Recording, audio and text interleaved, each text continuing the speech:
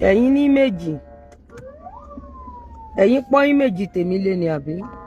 ẹ̀yin tèmi ẹ kú dédé ìwòyí ẹ kú àsìkò yìí ẹ̀yin tèmi ẹ wá nǹkan fìdílé tàbí kí ẹ fìdílé nǹkan kẹ́ jẹ́ kí a ganu sí bó ṣe ń lọ lónìí láti ẹnu Lizzy Anjorin nítorí nínú fídíò tí ẹ ń wò lónìí yìí ẹ̀yin tèmi ọ̀rọ̀ pọ̀ gan ni nínú ìwé kọ́bọ̀ fídíò yìí ẹ̀yin èèyàn ẹ farabalẹ̀ kẹ́ ẹ wá nǹkan fìdílé láti máa gbọ́ bí ó ṣe ń ṣẹlẹ̀ nínú fídíò yìí. n tó bá lè gbà ní kó ṣe fọ́mọlà kejì ẹ̀. If you cannot take it, don't do shit. You have no image. You have no image.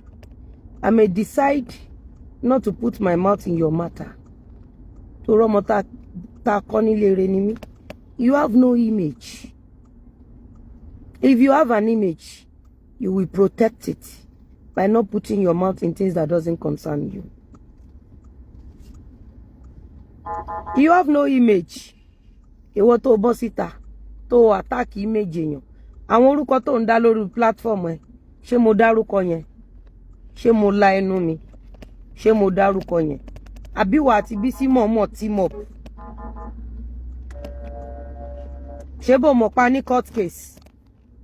ó mọ̀ pa ní court case tán bá invite ẹ wá sí court pé kó mú ẹ̀rí ọ̀rọ̀ tó sọ wá TNT ṣó lè rí múlẹ̀ ṣé o lè rí mú sílẹ̀ ṣé o lè rí mú sílẹ̀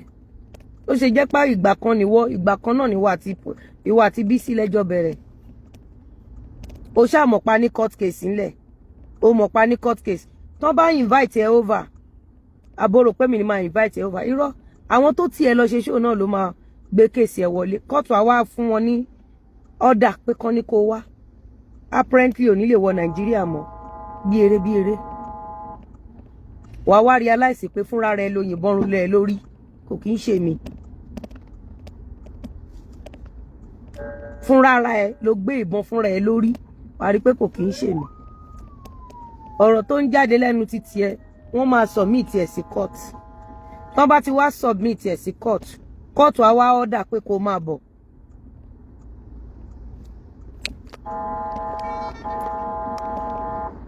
wàá wá déwájú kóòtù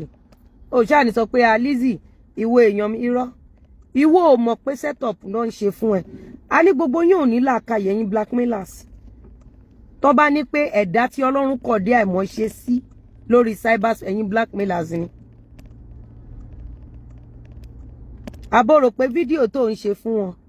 ó rò pé nítorí Ọlọ́run ni nítorí kó má bàa wọ̀ ó rò pé sábọ̀dù gọ̀ ìwà gbé báàgì wá Nàìjíríà wàá lọ Ifẹ̀ wàá lọ Òṣòdì wàá lọ Ìjẹ̀bú Òde o rò pé inú ẹ sábọ̀dù dùn sí ẹ pẹ̀lẹ́ o ọmọ aládé Òṣòdì yìí tá a bá ti yá ní brain yín tá a bá ti rí pẹ́ ẹ̀ lọ́pọlọ ayé àtètè jù yín under the truck kán máa attach yín mọ́ wa.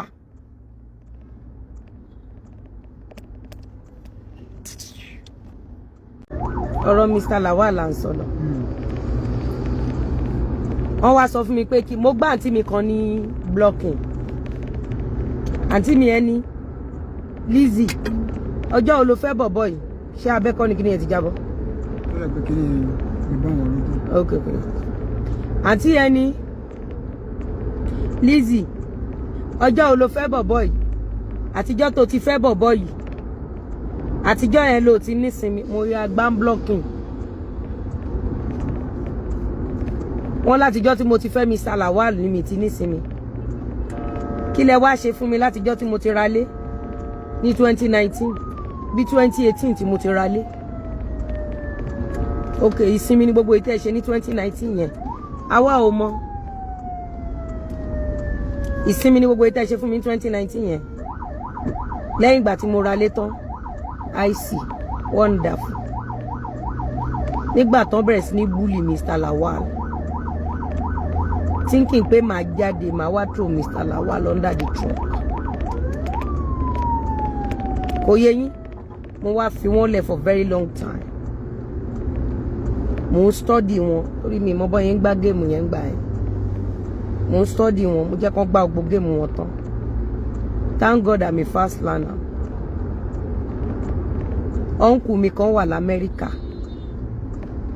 òun mo love jù láyé ó wà nù block list mi uncle mi ó wà nù block list mi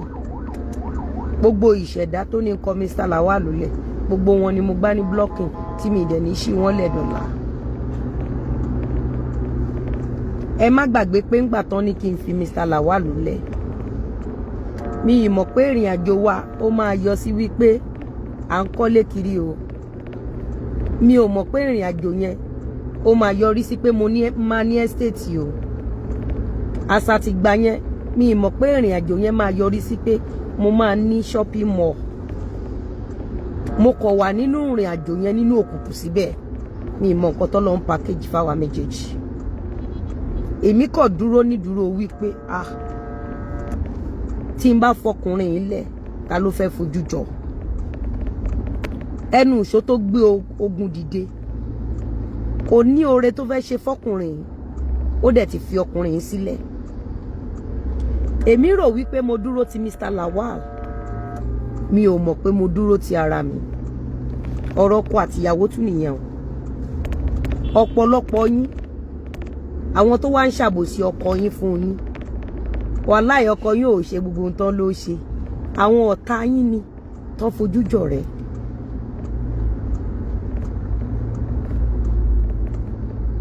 kí ni mo sọ fún yín àwọn ọ̀tá yín tó fojú jọ rẹ̀. tó ẹ̀yin èèyàn ẹ ṣáà ti gbọ́ gbogbo ọ̀rọ̀ yìí tí Lizzy Anjorin sọnù fídíò yìí ẹ ti gbọ́ bó ti sọ wípé òun búlọ̀kì ọ̀pọ̀lọpọ̀ náà àwọn fámìlì òun nítorí ọkọ òun Mr. Lawal ẹ̀yin èèyàn ẹ farabalẹ̀ ẹ wá nǹkan fìdílé kí ẹ pàdé wa ní comment section kí ẹ sọ ohun tí ẹ lérò wípé ó ń ṣẹlẹ̀ sí Lizzy Anjorin àbí ẹ rò wípé ohun tí Lizzy Anjorin ṣe ó tọ̀nà bí. ẹ rí i pé nígbà tí Gistlover try títí ìgbà tó yá Dorcas àti Sọjí ó wá kó wa pọ̀ ìgbà tó rí i pé mi ò ready àti back down